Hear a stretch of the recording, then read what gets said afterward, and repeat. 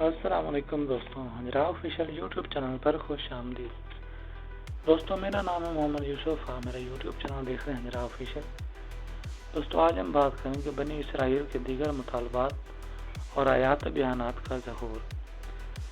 دوستوں آگے بڑھنے سے پہلے گزارش ہے کہ آپ ہمارے چینل کو سبسکرائب کر دیں تاکہ ہماری ہر نئی آنے والی ویڈیو کا نوٹیفیکیشن آپ کو بر وقت مل سکے۔ دوستوں چلتے ہیں اپنی ویڈیو کی طرف۔ دوستو بنی اسرائیل نے بحر کلزم کو پار کر کے جس سرزمین پر قدم رکھا یہ عرب کی سرزمین تھی جو کلزم کے مشرق میں واقع ہے۔ یہ لک و دک بیاب و گیا میدان سے شروع ہوتی ہے جو تورات کی زبان میں سے بیابان شور سین وادی سینا طیہ کے نام سے مشہور ہے، اور طور تک اس کا دامن وسیع ہے۔ یہاں شدید گرمی پڑتی ہے اور دور دور تک سبزہ اور پانی کا پتہ نہیں، اس لیے بنی اسرائیل گھبرا اٹھے اور حضرت موسیٰ علیہ السلام سے فریاد کرنے لگے کہ ہم پانی کہاں سے پئیں، ہم تو پیاس سے تڑپ تڑپ کر مر جائیں گے، یہاں تو پینے کے لیے پانی کا ایک قطرہ بھی نہیں ہے۔ تب حضرت موسیٰ علیہ السلام نے درگاہ الہی میں التجا کی اور وحی الہی نے ان کو حکم دیا کہ اپنا عصا زمین پر مارو۔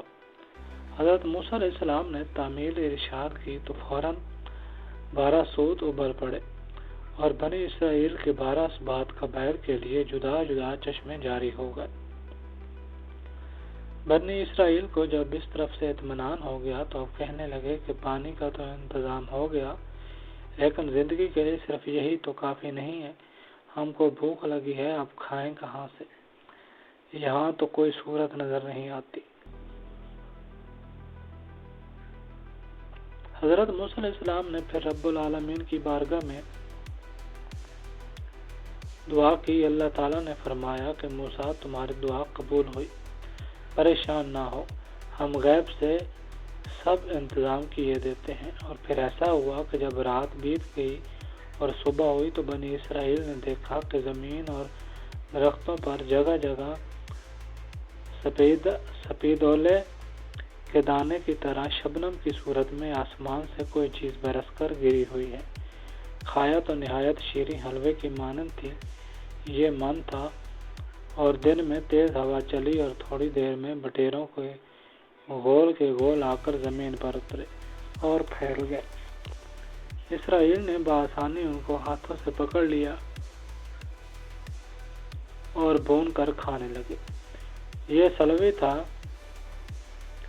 اور اس طرح روزانہ بغیر زحمت و تکلیف کے ان کو یہ دونوں نعمتیں مہیا ہو جاتی۔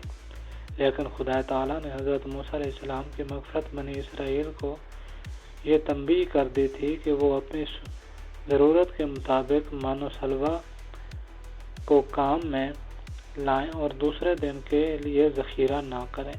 ہم ان کو روزانہ یہ نعمت عطا کرتے رہیں گے۔ کھانے اور پینے کی ضروریات کی فراہمی سے جب اطمینان ہو گیا تو اب بنی اسرائیل نے تیسرا مطالبہ یہ کیا کہ گرمی کی شدت اور سایہ دار درختوں اور مکانوں کی راحت میسر نہ ہونے کی وجہ سے ہم بہت پریشان ہیں، ایسا نہ ہو کہ یہ تپش اور تمازت ہماری زندگی کا خاتمہ ہی کر دے۔ حضرت موسیٰ علیہ السلام نے ان کو تشفی دی اور بارگاہ اقدس میں عرض کیا کہ جب تو نے ان پر بڑے بڑے انعامات اور فضل و کرم کی بارش کی ہے تو اس تکلیف سے بھی ان کو نجات عطا فرما۔ حضرت موسیٰ علیہ السلام کی دعا سنی گئی اور آسمان پر بادلوں کے پرے بنی اسرائیل پر سایہ فگن ہو گئے، اور بنی اسرائیل جہاں بھی سفر کرتے ہوئے جاتے بادلوں کا یہ سائبان ان کے سروں پر سایہ فگن رہتا۔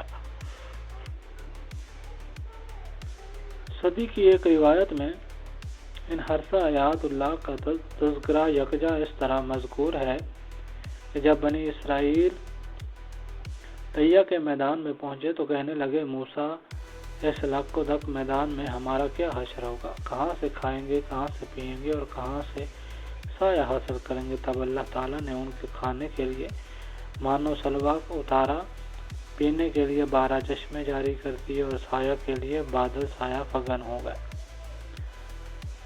دوستوں یہ تھی ہماری آج کی ویڈیو. امید کرتا ہوں آپ کو ہماری ویڈیو اچھی لگی ہوگی. دوستوں اگر ویڈیو اچھی لگی ہے تو ویڈیو کو لائک کر دیں, چینل کو سبسکرائب کر دیں تاکہ ہماری ہر نئی آنے والی ویڈیو کا نوٹیفیکیشن آپ کو برابر مل سکے.